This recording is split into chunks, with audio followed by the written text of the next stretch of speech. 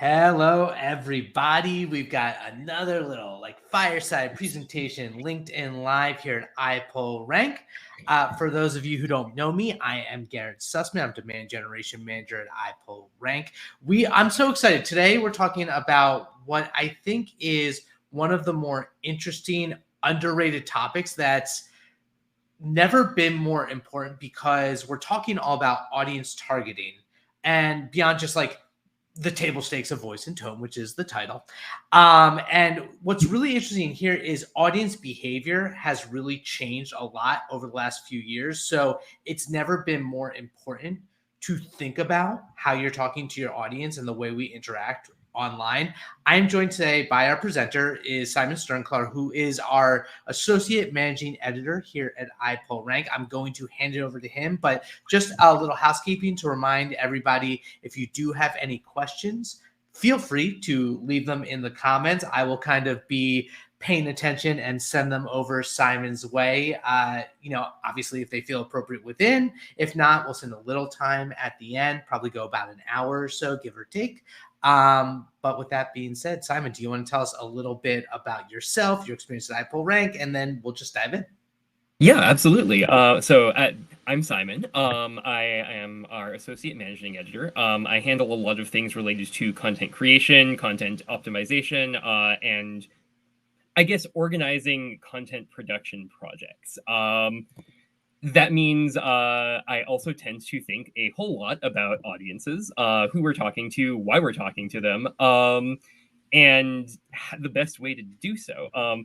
So as Garrett mentioned, this is super important right now, which is going to make this presentation kind of an interesting mix of new modern online media considerations and absolutely classic media theory from I think the early 50s. So I think there's a lot of good stuff to get into. So let's do it. So a lot of content creators think a whole lot about and talk a whole lot about hitting the right voice and tone. And don't get me wrong, that is important. That deserves all of the consideration we give it. But it's also ultimately kind of small potatoes. If you're focusing too much on voice and tone, you're going to be missing the forest for the trees, because there are essentially a number of layers underneath it that it doesn't really operate without. Voice and tone only matter if you know who you're talking to in the first place. Now, I've got this handy dandy little pyramid structure here. Pardon me. Let me bring it down. Apologies, I've never used this particular app before, so I'm going to get it set up properly. There we go. Okay. So essentially, we've got 4 layers here. So the first layer on the bottom, you need to correctly identify your audience. You need to know who you're talking to, and you need to know why you're talking to them. If you don't do that, nothing else above it matters. Then you need to make sure that you're delivering your message, whatever that message is, in a form that makes sense for the audience, that they will be willing and able to consume. After that, you need to make sure that you're saying the right thing. You need to be saying something that they find interesting, useful, something that they're going to want to read. And then lastly, you've got voice and tone, which is all about how to say it. Important, but way less important than any of the other 3 factors below it. So here's, let's dig into that further. Just gonna stop that. So first off, you want to talk about who your audience is. It's fun to talk. I like to talk. I think Garrett could probably say the same about himself. But if you don't know who you're talking to, you're just making noise for its own sake. That might be fun, but we are businesses, unfortunately. Exposure, as much as early 2010s employers might have wanted to tell us, is not actually income. So we need to know who we're talking to and why we're talking to them. And the why really has to ultimately be about revenue.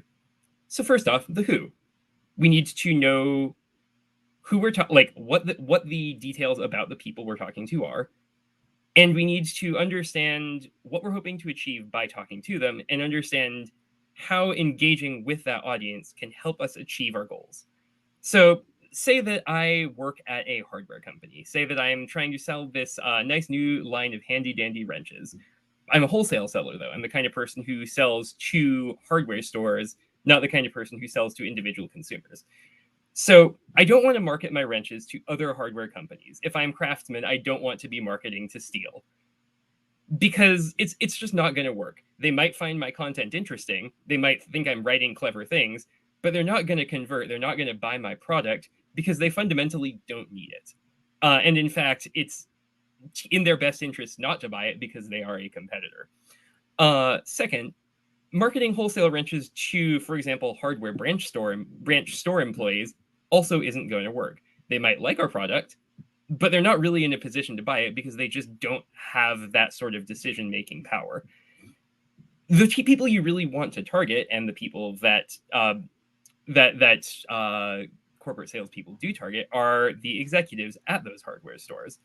They're the people who not only like who not only like your product, they're in a position to act on that want.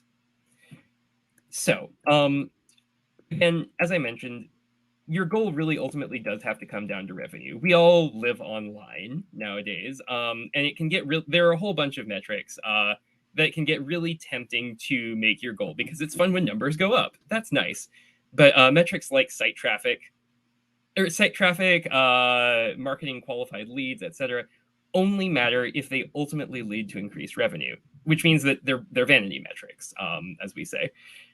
So if you want, like, increasing your traffic can be a valuable goal. I mean, we're at iPullRank, we're an SEO agency. We know that very well. But ultimately, it only matters if there's some way to that ultimately drives revenue. For example, if you are selling things, it needs to drive conversions. If you are driving ad sales, it needs to lead to enough click-throughs, that sort of thing. Then there's the question of, who are you actually talking to? I've asked who you want to be talking to, but it can be really easy to have a disconnect between your intended audience, which is who you're trying to talk to, and your actual audience, which is the people who are actually listening to you. Now, if you have an unintended actual audience, that doesn't mean your intended audience isn't listening. Also, sometimes there's just an opportunity to appeal to additional groups that you hadn't thought of before. For example, there are a lot of children's TV shows that have a really devoted, really engaged adult audience. The adult audience, remember, is very, very much not the intended target. But at the same time, they're all really valuable subset of the audience because they're highly engaged. They're talking to their friends about them. And unlike kids, they have buying power. They buy merch. They engage in social media in a way that the core target audience really might not. So that really means that when you boil it down to, if your audience isn't who you think it is, you're going to miss opportunities because you can't reliably speak to your needs. Sometimes, and only sometimes, it might make sense to refocus your content to better match that audience. There are good examples and bad examples. For example, sometimes a secondary audience has there's sometimes a secondary audience that's really interested in your product, but might not be particularly aware of it. For example, the PS3 gaming console was a really great example of that. It was marketed towards gamers. It was a gaming console, but it also turned out to be a really, really good component for supercomputers, which meant that you had this relatively small but massively more lucrative, or not more lucrative, but massively higher volume secondary audience that wanted to buy PS3s in bulk to power things like a U.S. Navy data processing system. I know that. That's insane. Oh yeah, absolutely. Academic, a lot of computer science departments just bought PS3s in bulk. I remember there's a really great TV show called Person of Interest that at one point they built a PS3 supercomputer in a New York City subway car, and I looked it up. It's like, is that real? Absolutely is. Wow. Incidentally, great show. Everyone should watch it. Agree. Good taste. So, on the other hand, trying to target secondary audiences isn't always a great idea. So like in the case of the PS3, you had this secondary audience that was very happy to pay you money, but they might not be thinking about you. So you needed a really like a completely different approach, a more B2B style, to engage this secondary audience that you hadn't considered at first. On the other hand, trying to shift your approach away from your that main audience can really backfire if you don't consider it carefully. There are so many children's shows that realize whose creators realized they had an unexpected adult audience and then started to kind of try to pivot the approach to appeal more to that adult audience. But the problem is the adult audience really liked it just fine as is. So by trying to appeal more to the adult audience, not only did you actually appeal less to them, they also appealed less to their core audience and turned off everyone. Instead, a lot of creators have figured out at this point, thankfully, that it's a lot more effective to just keep building a show for kids and sell a lot of merch to adults who can pay for it. And that way you're benefiting from both sides. So the key takeaways from this level, before you get started on any project, hopefully, I understand that sometimes you have to deal with things midstream. It is what it is. But if it's possible, it's best to start out by thinking about who your audience is, what they need, or what you need from engaging with them, and then what they need and how you can give it to them to keep them engaged. Then once your project gets rolling, you want to, as soon as you can, start analyzing your audience's data. Figure out as much as you can about them. Are you effectively engaging your target personas, the main audiences that you want to appeal to? And is that engagement leading to the result you intended? And then you also want to know, are you engaging any groups that you didn't expect? How significant are those groups? Are those groups worth deliberately appealing to, or are they just, hey, some extra money on the side? Great. And then lastly, as you've gone through, have there been any changes in your audience that you should be aware of or consider?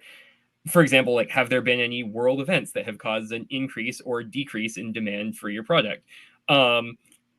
Zoom, for example, saw a pretty significant increase in demand in about, March 2020, for reasons that I think we're all aware. But on the other hand, I imagine Subaru probably saw a fairly similar decrease.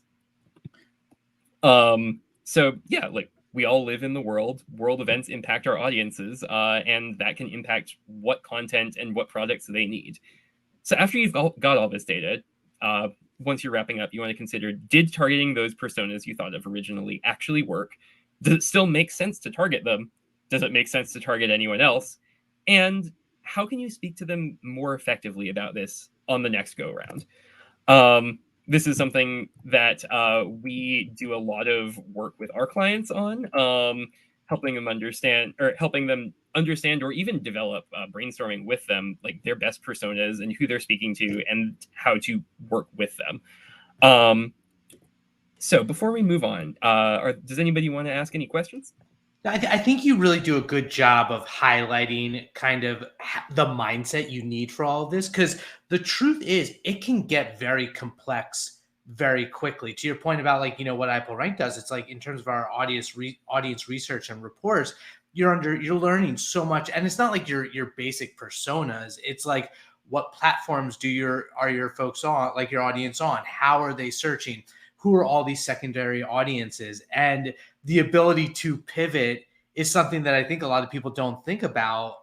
Sometimes a business can go in a completely different direction. I think of, like, the Netflix Blockbuster conversation about how going from, having movies actually mailed to you to doing everything digital was a major pivot. That's like paying attention to your audience. Mm-hmm. Yeah. And I know using all of this jargon, like personas and Right. audiences, can be a little intimidating, but, like, ultimately what we're doing here is really just detective work. It's just understanding what people want and how you can get it to them. It's not rocket science. It's just a very well organized framework to think about some fairly intuitive concepts. Because, as Garrett said, yeah, they're fairly intuitive when you're thinking about one audience. But if you think about, like, imagine that this audience you're looking for specifically ages 18 to 25, specifically in the Northeast US, specifically not going to college. And every single one of those factors impacts how, like, what your information your audience is going to want, how they're going to consume it. Yeah. And we deal with this with search all the time, just in terms of platforms, like the way people will spend more time on TikTok or Reddit or just actual Google search is going to inform your content. So absolutely. Absolutely. That's one of those areas. That's one of the things I, as an editor, really like about SEO. I came from traditional publishing. I worked at a magazine for about 5 years. And the thing I really like about and magazine work is, at least traditionally prior to the internet taking over our lives, always involved a certain amount of just building things based off vibes. Because there's one quote from a I think ad exec in, I believe, the 70s that was 50% of my ad budget is wasted. The problem is I don't know which 50%. And the thing I really like about working in SEO is, yeah, you're creating content and you're being creative about it, but you also get relatively reliable real-time data about what information people actually want and what people actually want to know. And so that way, instead of essentially making educated guesses, and like, granted, the magazine people I worked with were very good at those educated guesses. But it's nice to be able to actually be sure about it, because no matter how much experience you have in making content people you usually want, if you don't have data, eventually you're just gonna whiff. You might have good instincts, but it's ultimately guesswork. And guesswork sometimes, if you're guessing, you sometimes get it wrong. I can't say, like, people get it wrong with SEO too, but it's a lot easier to not do so when you have data to back yourself up. So the next level of it is about how your audience consumes information.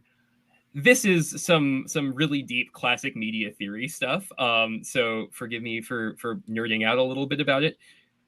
There's this really good quote from the media theorist Marshall McLuhan, which is, "The medium is the message." It's a great quote. What it means is that the form information is presented in will inevitably shape the nature of the content, regardless of your intent. And that will make it more or less effective for specific purposes and specific audiences. So let's bring this a little bit down to earth from academia. Imagine you've read Lord of the Rings, the book series. It's like 2001. You're a huge fan of Lord of the Rings, and then the Lord of the Rings, the Fellowship of the Ring movie comes out. You're super excited, and then you watch it. There's some stuff missing. There's some stuff you like that wasn't on there. Where's Tom Bombadil? So this is very common, and like extremely common in book circles, where a film adaptation of a book comes out and people immediately complain about how many things they changed, what things don't make sense, etc., etc. And to a certain extent, those complaints can sometimes be valid, in my opinion, but you have to understand that when you are converting something into a different piece of media, like into a different form of media, things have to change. Like, some things might not be possible to do on screen. Some things might not be practical to do on screen. Some things, when you do them on screen, just don't really work very well. I'm thinking, speaking of Peter Jackson, that troll song scene from The Hobbit didn't really play well on a big screen. Great in the book though. But yeah, there's just a huge long list of examples of those. Like, it costs a novelist $0 to write a huge battle scene, but putting it on screen, millions at least. Or a simple if you're for nonfiction, a simple diagram or a video can really often take the place of several pages of text-based instructions and be a lot easier to use.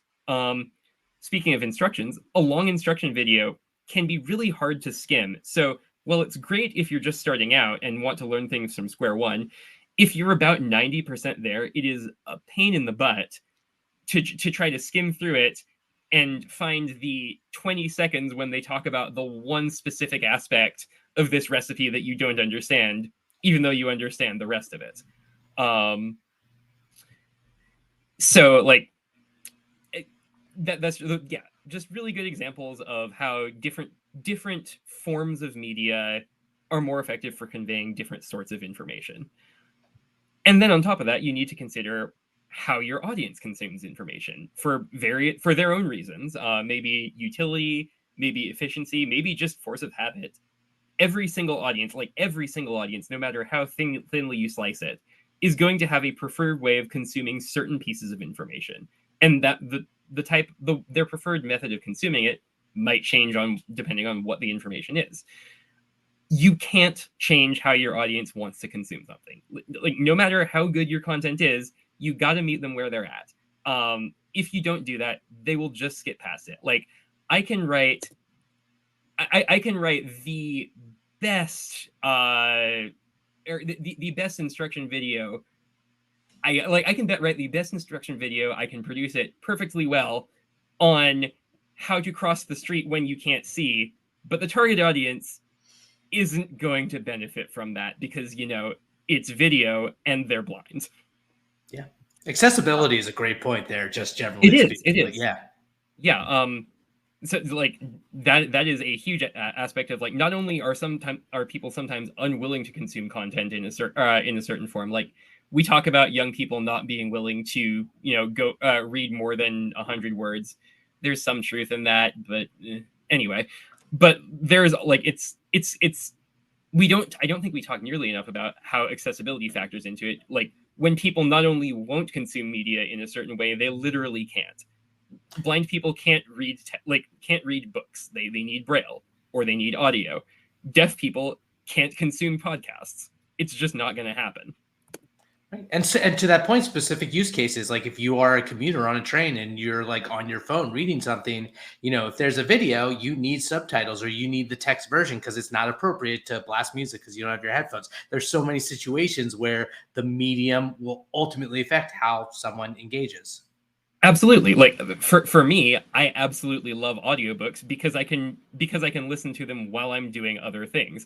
I have so many housework projects and garden projects.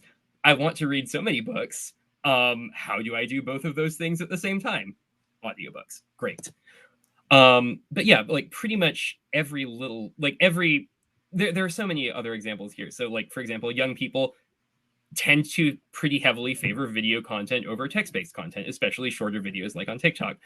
Older people might tend to favor either classic broadcast or cable TV or print media, but they rarely prefer both.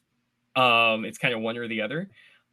Social media users varies wildly by platform, but they tend to prefer information to be presented in the most immediate and brief way possible. They're not likely to click through links, so linking to this fantastic article you read might not get you the results you want. Entry-level employees, people who are just starting out at your workplace, they're probably going to prefer text or video instructions. Maybe ask them what they'd prefer because they're there to learn. Executives like executive summaries. They also like white papers or detailed reports that result in actionable information, but they don't want to delve into 10 pages of raw data. That's the analyst's job. Speaking of which, analysts love raw data. This makes sense. But the feedback loop, I think, is key too. It's like you start almost with these high level kind of assumptions, and that's where people, call out the personas, where it's like you don't want to generalize too much. Sometimes the feedback loop of talking to your actual audience and getting them to confirm, to your point about data, will ultimately inform the direction that you go. Yeah, absolutely. For example, I myself am in a I myself, like, I'm relatively young. I'm 32. I'm in a group that tends to prefer video over text. I myself hate instruction videos. I will comb through 10 pages of Google results and Reddit threads to look for text-based instructions instead of watching a 5-minute video. But it makes sense. Yeah. So, like, there are always outliers. So it really is, the takeaway here is it really is about producing content in a form that makes sense for that content and which your audience will be able to willing and able to receive. So before you make something, consider what formats will deliver that information in the most effective way, what your audience is, what they need, and in terms of what they need to be able to consume it. and then find the overlap, the place where the Venn diagram between the needs of your content and the needs of your users overlap. And that's going to be the form or forms, plural. Content can often be repurposed very effectively that you're going to want to use. So do we have any questions before it's time to move on? No, I think you're explaining it really, really well and hitting on some key points. So let's keep this rolling. Thank you. Thank you. So the next layer is about what does your audience want and need to hear? This is now that we know what box you're putting it in, now it's about what's inside the box.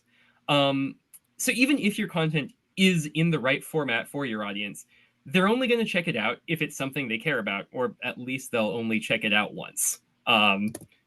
That's why we hate clickbait headlines. They might increase traffic for a week and then decrease it for the following 3 months. So speaking effectively to your audience really requires understanding what they need to know, what they already know, and what interests them. And just like you can't control how your audience is going to consume content, you also can't control what your audience wants to know. At least not without a significant amount of work cultivating a dedicated audience, which that's deep PR stuff, way beyond my level. We're not talking about that here. All you can really do is give them something that appeals to their needs and their interests. Now, every audience is going to be unique, and people way smarter than me have filled whole books going into detail about how to slice them, what various audiences want and need. But here's some broad rules to keep in mind. So the general axes that I tend to think of are audiences who are engaged versus disengaged, audiences who are already interested versus audiences that don't care, and audiences who are beginners and audience versus experts. How deep is their familiarity? Have they just heard about this thing you're talking about yesterday? Or are they the world's expert in crescent wrenches? And there are audiences falling everywhere along that grid. There, you might find an audience who's super stoked to learn about crescent wrenches, but doesn't actually know the difference between a crescent wrench and a socket wrench. You also might find an audience who had worked at Craftsman for 20 years, knows everything there is to know about crescent wrenches, and doesn't want to hear about them one more time in their entire life. So that would be an expert disengaged audience. So for engaged audiences who are already interested in what you're talking about, you want to get them excited. They're already thinking a lot about your topic. It's something they care about. So you don't need to convince them to care more about it. You need to get them something that piques their interest, something that gets them to dive more into it. They're typically known for liking things like previews for upcoming products and events, detailed specific product reviews, consumer reports type stuff, all like any sort of DVD extras, behind the scene content, interviews, making ofs, oral histories, anything like that, anything that gives them a way to delve deeper into a topic they're already interested in, or approach it in a way that they maybe hadn't considered or had the ability to look at before. On the other hand, you have your disengaged audiences, the audiences who aren't paying attention. You need to get their attention. And then once you have it, you have a very, very short window to convey your message. The goal number one, you need them to remember that you exist. Number two, you need them to know that you can help them with the problem that they have. 3, and this one is kind of, more gravy. You want to not annoy them. Sometimes annoying disengaged audiences can get them to not pay attention to you out of spite. Sometimes it can help. Sometimes they're like, well, I don't really want, I really hate ambulance chasers, but on the other hand, I remember the number of this specific ambulance chaser because of this really annoying commercial jingle, and well, might as well call it, even if I don't like them. That's like the most frustrating thing about the marketing world, and like in terms of like psychology and the grand scheme of all this, is like sometimes the most annoying strategies or tactics work. And like, that's why people continue to do it. It's like so many from the marketing and business perspective is like whatever, to your point, drives revenue and incentivizes, even if it doesn't, like, there's short-term, long-term benefits. But like a lot of times, whatever works, that's what businesses will do. Yeah, and like some businesses fundamentally don't care if their clients hate them. We don't have to like it, but that is what it is. Like, personal injury lawyers don't particularly care about your opinion; they care about your business. Customer support at certain telecommunications businesses that have monopolies, don't really care Mm-hmm. if they're not Yeah, giving you the best support. yeah. So this sort of tactic is particularly relevant in boring sectors like we've talked about, like like telecommunications, consumer packaged goods, lawyers, like really anything that people don't want to have to worry about and try to avoid worrying about until they suddenly have to. Ad agencies really excel at reaching this kind of audience. Not our area of expertise. Requires a lot more media theory than I have, honestly. But they're really good at it. So for beginners, we've for beginners, you really want to give them a way in. Like you need to assume that they're interested, because if they're disengaged beginners, then you really just need to be advertising to them with the tactics we discussed above. But if for beginners who are actually interested in what you're talking about, you got to assume that they're uninformed but not unintelligent. I misspoke there. It's a good catch, though. And those are very different things. Like, there's always that temptation to say, oh, you don't know this, you must be dumb. No, like, I don't speak German. That doesn't mean I'm a stupid person. It just means that things written in German aren't going to appeal to me. But if I wanted to learn German, I might be very interested in things like Duolingo's German content, which is written for people like me who don't know German but might be interested in learning it. Well, that's like Chat GPT right now is one of those things. Like, there's a lot of people who are not trying it, and they're intelligent people. They just don't understand, like, or haven't been engaged enough to actually go and learn like what it's all about. And so there's this whole population that's all about it, but it doesn't matter your intelligence level. There's some people who just like, I know it, I just don't want to do it. Yeah, which is valid. But if they are interested, you need to be giving them information that they can understand without talking down to them. With like, be empathetic to the fact that they're not dumb people. They just don't know the thing that you currently know. In marketing speak, they're at what we would call the awareness or familiarity stage, where either they just learned about you or they know that you exist and have kind of a sense of what you are and do, but don't really know much beyond that. So beginners tend to benefit from things like how-tos, explaining the basics of how to do a task, like how to cook this recipe, how to build a deck, how to slice bread straight, etc. They tend to benefit from broad overviews of a field, 101, like kind of like 101 college course type stuff. Those kind of things help orient them in this topic that they're interested in, but might not know very much about yet. Things like glossaries, things like explainers, things like, I mean, I guess textbooks literally would count for that. They also really benefit from answers to common questions, especially broad questions.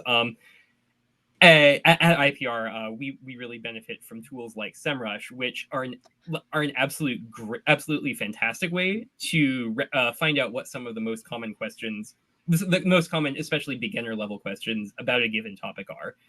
Because beginners tend to be a solid majority of a given audience. And so they're the ones asking the most questions, which means the most frequently asked questions tend to face them. Which means that SEO tools are a great way to know what beginners are asking. So targeting beginners is also a relatively safe bet in many industries, because, as I mentioned, beginners tend to be a relatively large portion of any given audience. Beginner-oriented content also tends to help unexpected audiences more than other sort of content might. For example, an unfamiliar audience who stumbles on your content and takes an interest. They've never heard about it, but it's well written, it's interesting, and they think to themselves, you know what? Sure, I'll take 10 minutes to learn about the history of motor oil.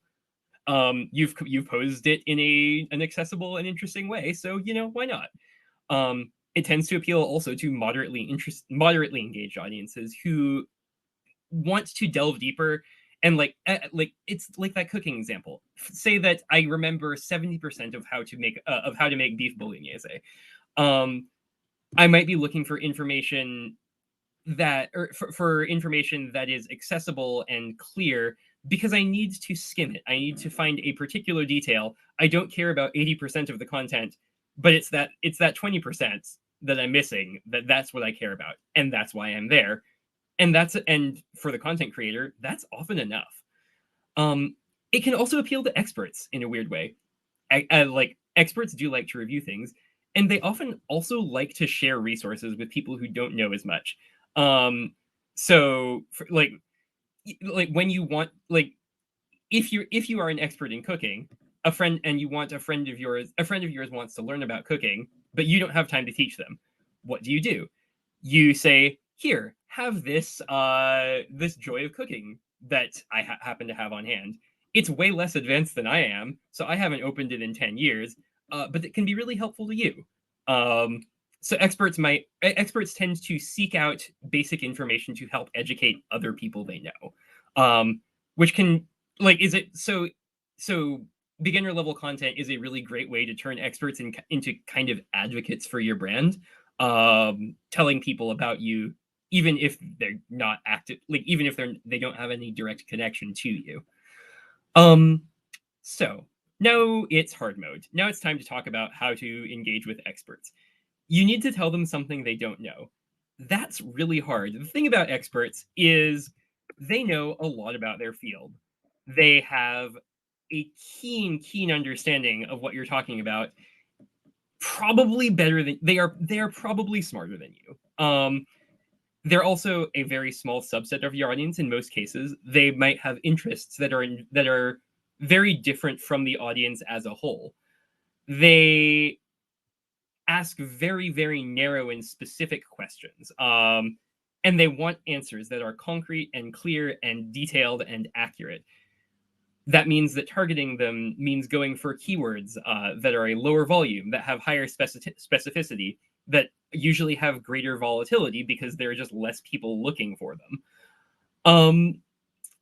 And then, like not only that, making the content itself, making content that appeals to experts, takes a lot of time and effort because it requires expertise. Your audience has a knowledge base that's in depth, up to date, and probably a good bit bigger than yours. So it's really hard to tell them something that they don't already know.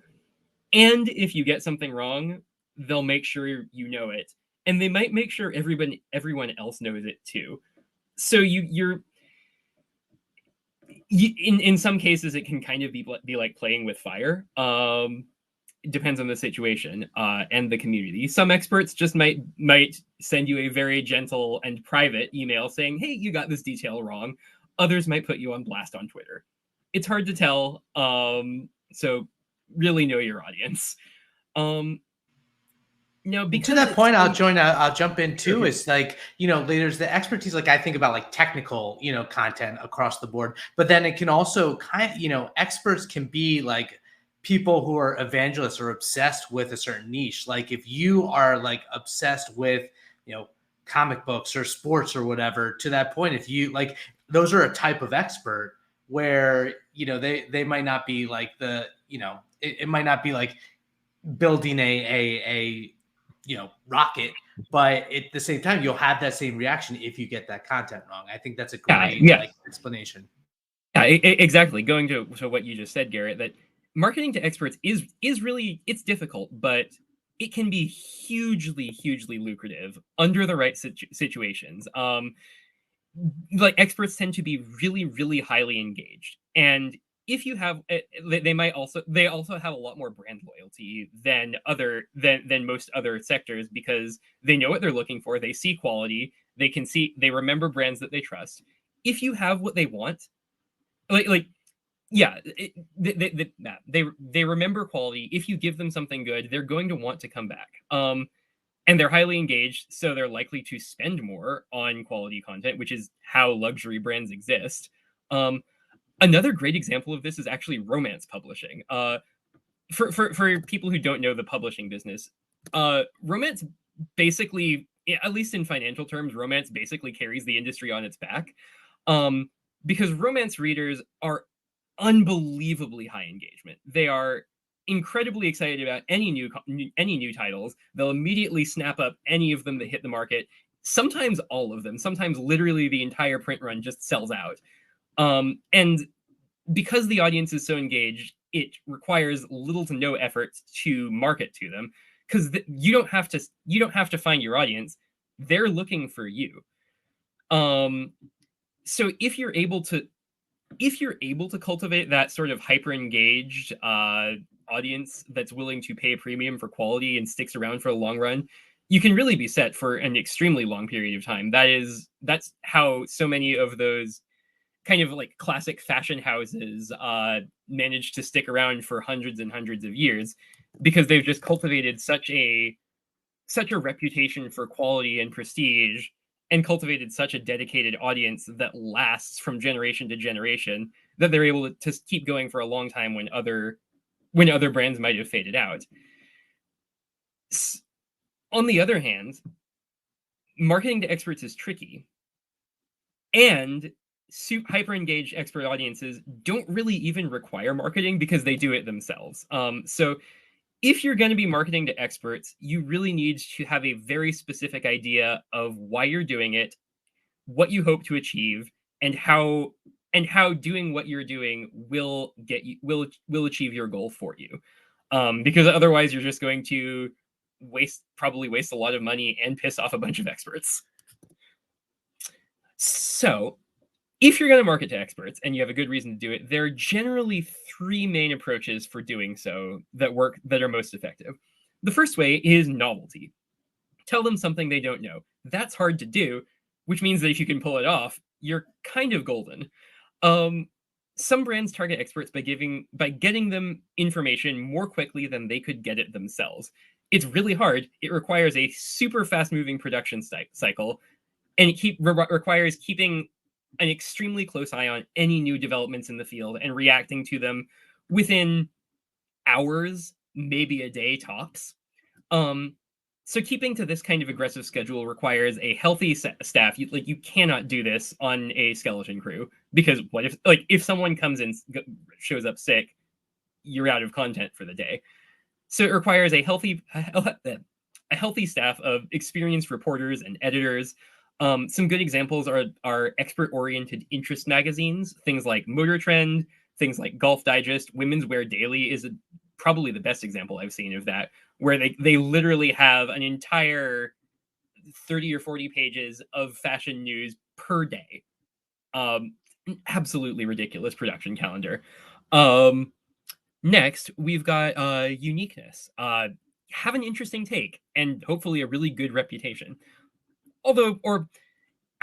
I wrote a great reputation, but it doesn't have to be a good one. It just has to be a memorable one. So some brands engage experts by having fresh takes on information they already know. That way you can keep experts engaged, thinking about the topic, discussing it.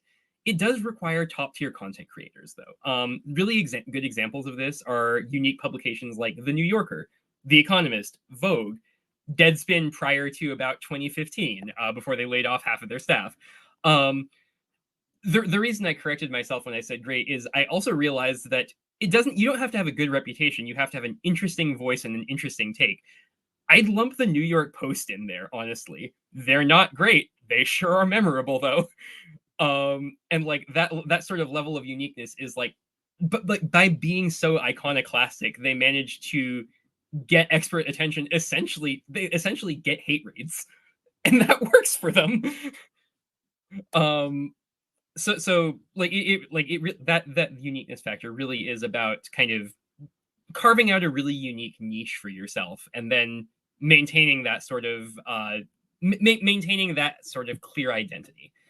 The third main way that people tend to appeal to experts is by rigor, by delivering unbelievably high quality stuff.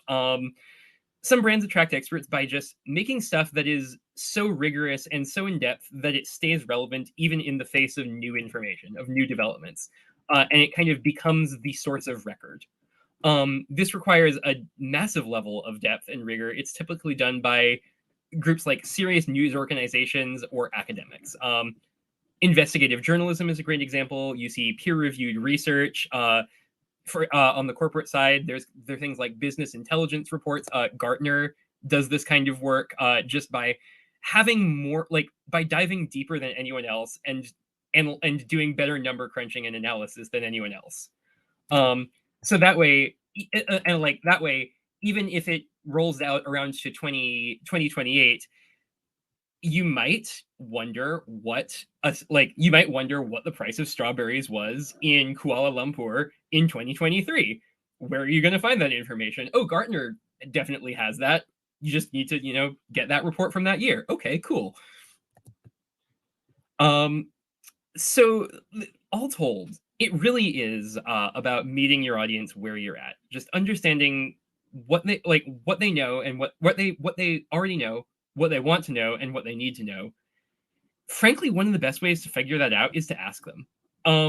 People are not shy telling others about what sort of things they're interested in and what they want. So surveys and questionnaires are a great way, not a flawless way, but a pretty good way of learning what people are curious about, and few people are hesitant to answer them. Also, SEO tools can be helpful here. They're not super useful for niche or expert audiences, but for general audiences, especially beginners, they can give you a great overview of what sort of information people are looking for. Quick shout out there too in terms of tools, as I know we're getting closer and closer to time, and this is so interesting. Is SparkTuro is a great tool for audience research, both from like the beginner level, but also the expert level, because you can look at what podcasts they listen to, what publications they read, and that gives you a really good, who they follow on social media. It gives you a kind of understanding of the type of content that appeals to your audience. I need to check that out. I'm not familiar with that one. So I would love to change that though. So, we've also got the last level. How can you speak your audience's language, or in shorter terms, voice and tone? It matters. It just matters less than all of the previous things. But it still matters. If you want your audience to trust you, you can't just say the right things. You can't just deliver the right information. You need to say it the right way as well. So finding the right voice and tone is to a certain extent a science, but it's really more an art. It's in a lot of ways, it's kind of like writing a song. You need to strike a really careful balance between meeting your audience's expectations and subverting them, and a balance between challenging your audience and a balance between challenging your audience without confusing them. And by understanding of the needs of your audience and the needs of your content, and understanding how to carve out your own niche, you can strike the right balance and hopefully achieve some success. So the two main factors here are kind of balancing expectations and uniqueness. This is really about kind of getting your audience to listen to you, but without confusing them or driving away new audiences. Using industry speak like jargon can be a great way to get in with people familiar with the field. It's actually in many cases critical to talking to experts or highly engaged audiences, because if you don't use it, your content will seem really dissonant and your audience won't trust you. For example, if you're talking to sports fans but using the voice and tone of The Economist, people are going to look at you funny, except for maybe golf fans or baseball fans.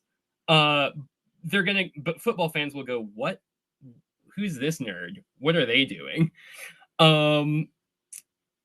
So by speaking their language, by using their sort of lexicon and their jargon, not only will you tell them you're serious about the topic, you'll also tell them that you yourself are trustworthy and are worth engaging with.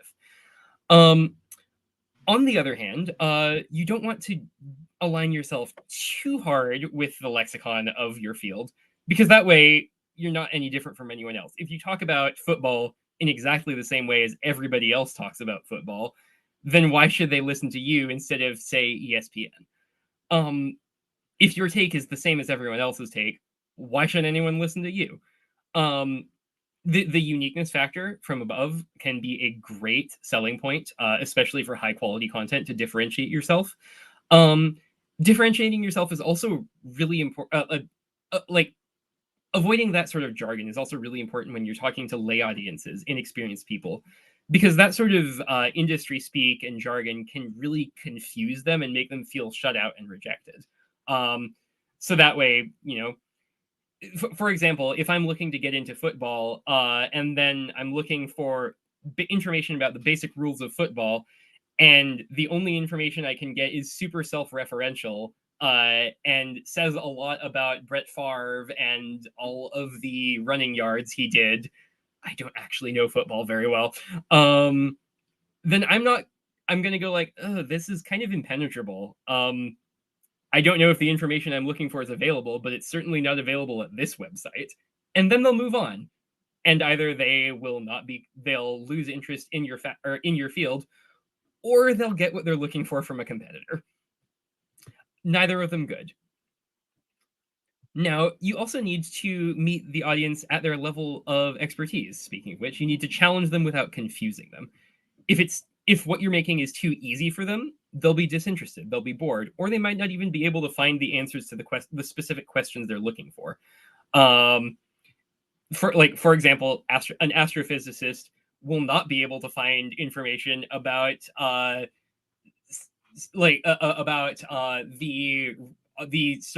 orbital of Alpha Centauri in an Astronomy 101 book.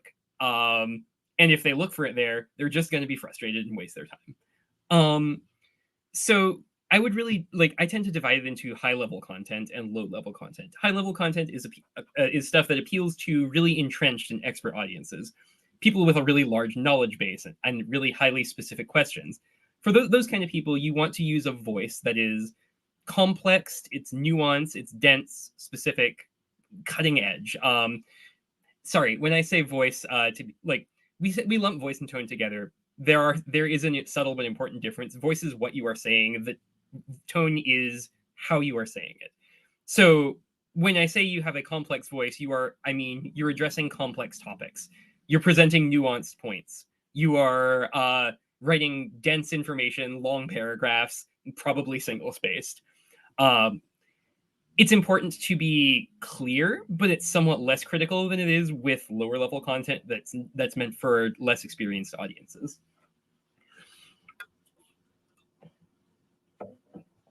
And for your tone, for high level content, you need to be really inquisitive. You need to be sharp, fast paced, challenging, either in the sense of complicated and hard to read, or complicated and maybe not easy to understand for beginners, or challenging in the sense of being iconoclastic, presenting a novel or controversial idea.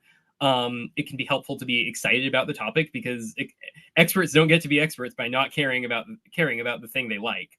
The tone can often be sophisticated. Jargon, if and only if you use it correctly, is often helpful to communicate familiar ideas and convey that you're serious about this thing, that you know what they know, and there's no need to talk about the basics. On the other hand, for low-level content, stuff that appeals to novice audiences who don't really know much and might not even know where to start, you want to use a voice that is clear, it's simple, it's broad, it's educational. Pardon me.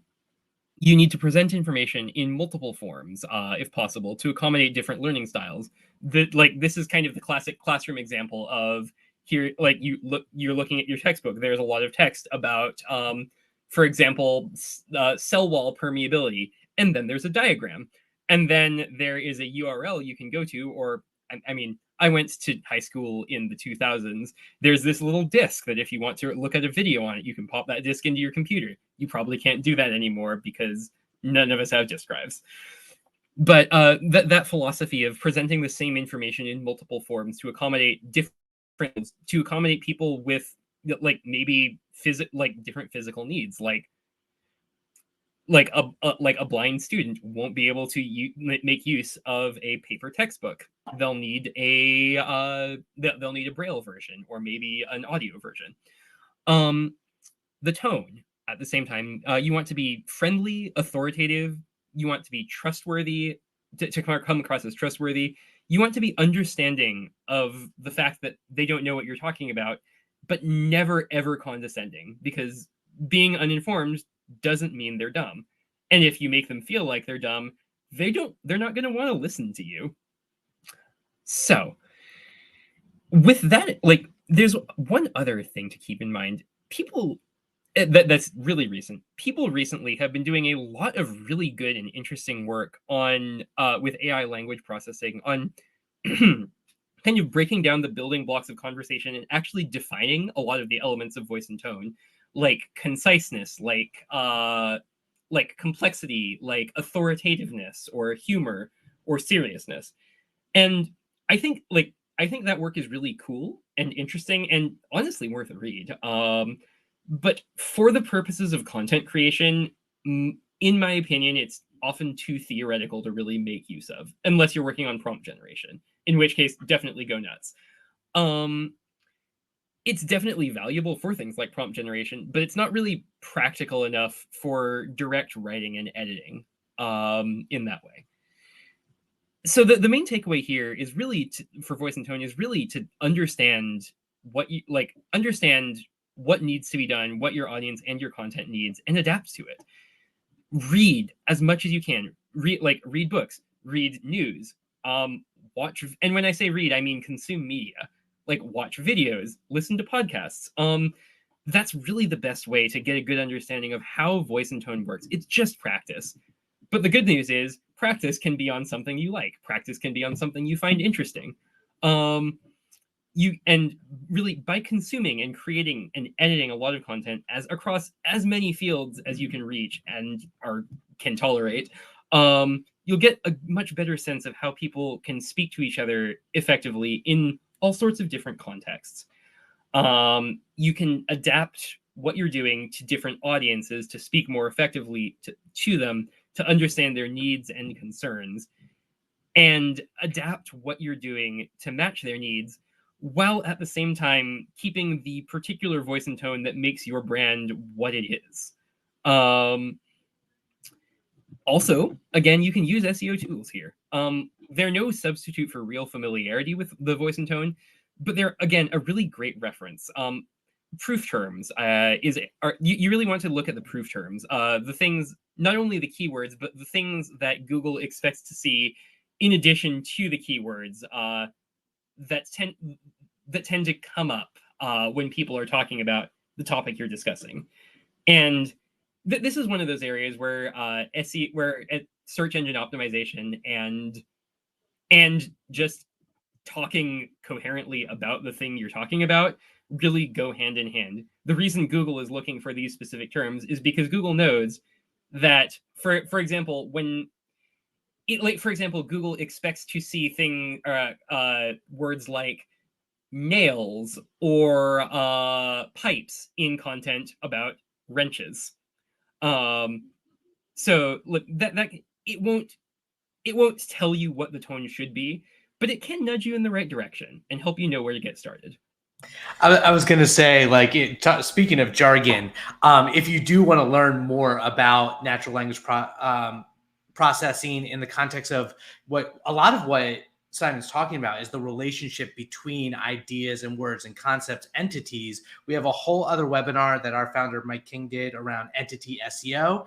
To your point about SEO tools, one thing you can do is, if you don't have the money to necessarily spend on those tools, a lot of times you can just go into the search results. One of the features you'll see is called people also ask. So you'll put in whatever you're searching for, and then Google will let you know what other people are also searching for, that will give you those clues in terms of what your audience is looking for. Simon, this is so interesting, so important. And I think you did a fantastic job of explaining everything. We don't have a ton of time for questions, but just if someone, aside from obviously what we offer at iPullRank in terms of audience research and content strategy and SEO, if someone wanted to take all this information from this presentation and start their like next step, what's the first next step that you recommend for the audience?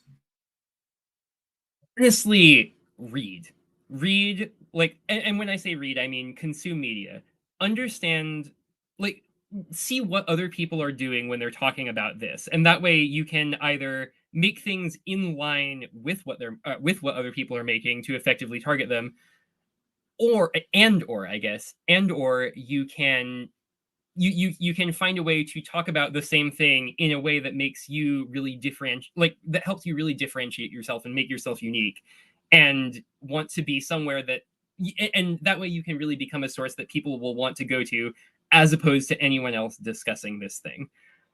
I also, Garrett, just speaking of natural language processing and AI generation, it brought to mind another piece of content that we did, my colleague Kyle and I worked on a few months ago about helping you understand if looking into natural language generation and AI processing is right for you, because it's not right for every business, and that's fine.